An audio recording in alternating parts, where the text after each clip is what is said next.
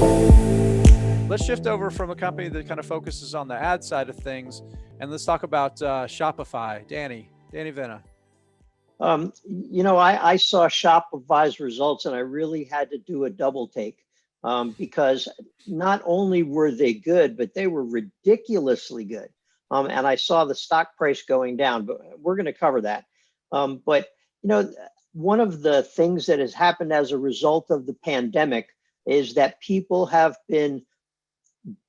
historically had not turned to e-commerce yet have begun taking the plunge. So you had, probably half of the sale, or sorry, probably 10% of sales in the United States, 11% of sales were e-commerce. And Amazon had a lot of those. They had roughly half of those.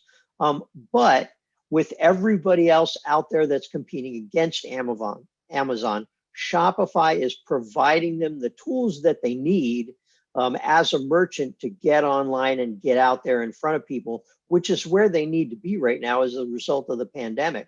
People have largely abandoned, not everyone, but largely abandoned physical retail. And so Shopify is in the right place at the right time. I'm going to go ahead and share my screen here for just a minute so that we can look at Shopify's earnings release while I'm talking about it. But I mean, just look at these numbers. They're bonkers. Third quarter revenue grew 96% year over year. And it was ridiculously high last quarter as well in the 90s. Gross merchandise volume up 109%. Gross merchandise volume is the amount of product that is sold on the platform. There are some other numbers here that are very telling. Subscription solutions revenue was up 48% year over year. When you have a subscription-based business like Shopify, that's something that you want to see high numbers. Monthly recurring revenue was $74.4 million, up 47% year over year. Again, what they're doing is they're adding these merchants that are continuing on month-to-month subscriptions. So that's also good. There's something else that you want to see in this type of business. There are just so many good numbers in this. As we said, gross merchandise volume up 109%. Gross profits were up 87%. It just goes on and on. So I'm going to, not bore people with the numbers, but really let's talk about why it was that Shopify stock actually fell in the wake of the report. So there's a couple of things I think that are feeding into that, even after the fabulous numbers. First of all, Shopify said that they're not providing financial guidance for the fourth quarter or for the coming year at this point. Wall Street hates uncertainty. They really don't like not knowing. It doesn't matter to me whether or not Wall Street likes it or not. I see triple digit gains in gross merchandise volume and almost triple digit in year over year revenue growth. And that is good enough for me.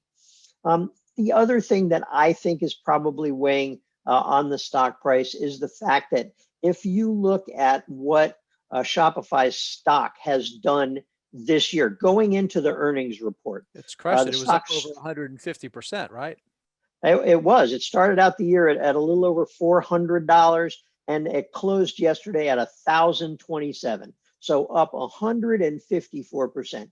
Anytime you have that type of a stock price move over the short period of time, and this is what, 10 months into the year, right? I think there was a little bit of profit taking going on. It's inevitable. I, right? I looked at the numbers. Absolutely. And even if you look at the fact that, the numbers are up almost triple digits year over year revenue growth for just about the whole year, but still, the stock's up 150%. So people are going to go out, they're going to take a little bit of profits. The Wall Street guys are going to go out and they're going to take some gains. I think Shopify did everything that it needed to do. And if you're an investor with a long-term outlook, Shopify did great. And I think it's going to continue to do great. That's, that's another wonderful thing about it. Say what you want about the valuation, but the addressable market's not getting smaller. And so many businesses out there need to do better with e-commerce, and there's no better partner. And you don't partner with your biggest competitor if you partner, like if you partner with Amazon. So love it. Danny, thanks for that.